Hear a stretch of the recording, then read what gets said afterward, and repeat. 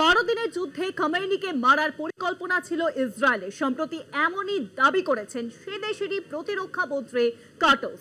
বাস্তবে তা কি সম্ভব? ইরানের সর্বোচ্চ নেতা আয়াতুল্লাহ আলী খামেনির সুরক্ষা ব্যবস্থাকে নষ্ট করা কি সম্ভব?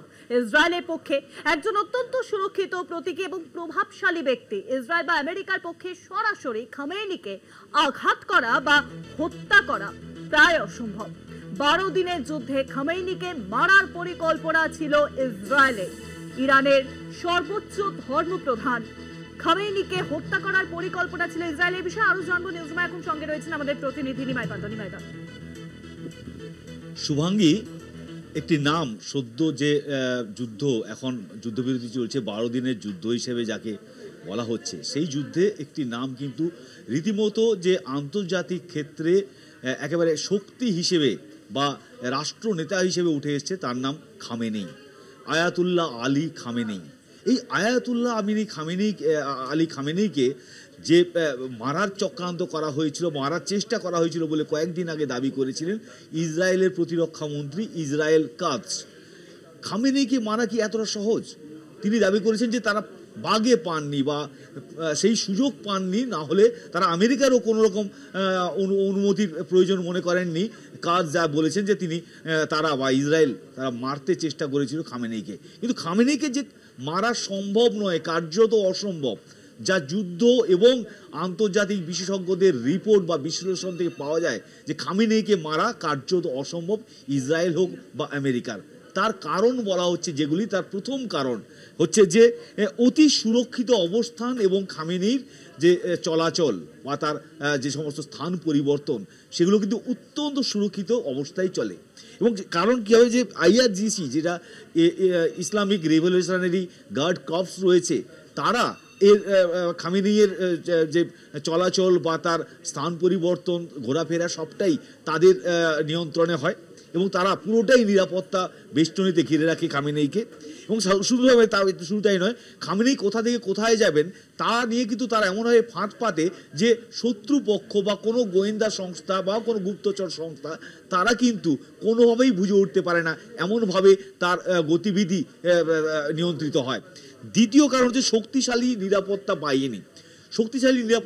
কারণ ইরান তাদের সর্বোচ্চ ধর্মীয় নেতা এবং তাদের দেশের সর্বোচ্চ নেতা খামেনিকে নিরাপত্তা দিতে IRGCর পাশাপাশি, অর্থাৎ বিপ্লবী যে গার্ড রয়েছে, ইরানের বিপ্লবী গার্ড রয়েছে, তাদের পাশাপাশি যারা কুদস ফোর্স বলা হয়, QUDS কুদস ফোর্স, তারাও এই নিরাপত্তা বিষয়টি দেখে এবং তারা এতটাই প্রস্তুত থাকে বিদেশি গোয়েন্দা বা কোনো হামলা যাতে রোখা যায় তার জন্য একবারে সবসময় স্বয়ংক্রিয় এবং সক্রিয় থাকে। এর পাশাপাশি 3 নম্বর কারণ হচ্ছে সাইবার এবং কৌশলগত নজরদারি। 3 নম্বরই সাইবার, ইরানের অত্যন্ত দক্ষ সাইবার গোয়েন্দা ব্যবস্থা রয়েছে এবং তার মাধ্যমে ইসরায়েলি ড্রোন বা মার্কিন ড্রোন বা কোনো মিসাইল বা গুপ্তচর হানা হতে পারে কিনা বা গুপ্তচর পরিকল্পনা চলছে কিনা সেটা পুরোপুরি নজরে রাখে এই সাইবার প্রযুক্তির মাধ্যমে। এবং 2020 সালে সোলেমানিকে হত্যার পর ইরান কিন্তু একবারে সরাসরি ইরাকে তাদের সেনাঘাঁটিতে মিসাইল হামলা চালিয়েছিল এবং তারপর থেকে আরও খামেনির যে নিরাপত্তা ব্যবস্থা সেটাকে অত্যন্ত বাড়িয়ে দেওয়া হয়েছে। 4 নম্বর কারণ হচ্ছে আঞ্চলিক প্রক্সি নেটওয়ার্ক, অর্থাৎ হিজবুল্লাহ, হুতি, হামাস, PMUর মতো যে ইরানপন্থী বহু গোষ্ঠী রয়েছে, বিপ্লবী গোষ্ঠী রয়েছে, খামেনির প্রতি তারা প্রচণ্ড বিশ্বস্ত, অত্যন্ত বিশ্বস্ত।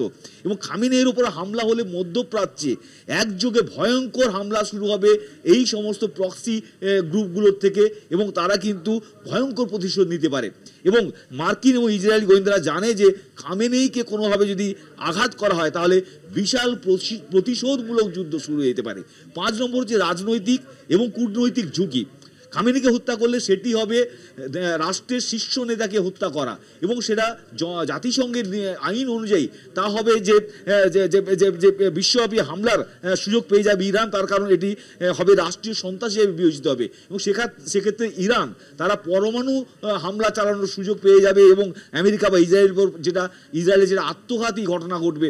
ফলে এই জায়গা থেকে একটা আতঙ্কের বিষয় রয়েছে ইসরায়েল এবং আমেরিকার খামেনিকে কোনোভাবে আক্রমণ করার বা তাকে মেরে ফেলার চেষ্টা। নেতার ধর্মীয় প্রতীকী মর্যাদা। তার কারণ খামেনি শুধুমাত্র ইরানের ধর্মীয় নেতা বা শীর্ষ নেতা নয়, তিনি শিয়াদের মধ্যে সর্বোচ্চ নেতা। ফলে সারা পৃথিবী জুড়ে শিয়ারা তারা একেবারেই যুদ্ধে নেমে পড়তে পারে। মধ্যপ্রাচ্য সহ বিভিন্ন জায়গায় যুদ্ধ পরিবেশ তৈরি হতে পারে, প্রতিশোধমূলক হামলা শুরু হতে পারে। ফলে খামেনিকে মারা এত সহজ নয়। খামেনি একদম একেবারে চলন্ত বলা যেতে পারে যে দুর্গ, নিরাপত্তার দুর্গ। ফলে এত সহজ নয় খামেনিকে মেরে ফেলা। শুভাঙ্গী, অনেক ধন্যবাদ নিমাই দা। নিউজরুমের সঙ্গে ছিলেন আমাদের প্রতিনিধি নিমাই পান্ডা।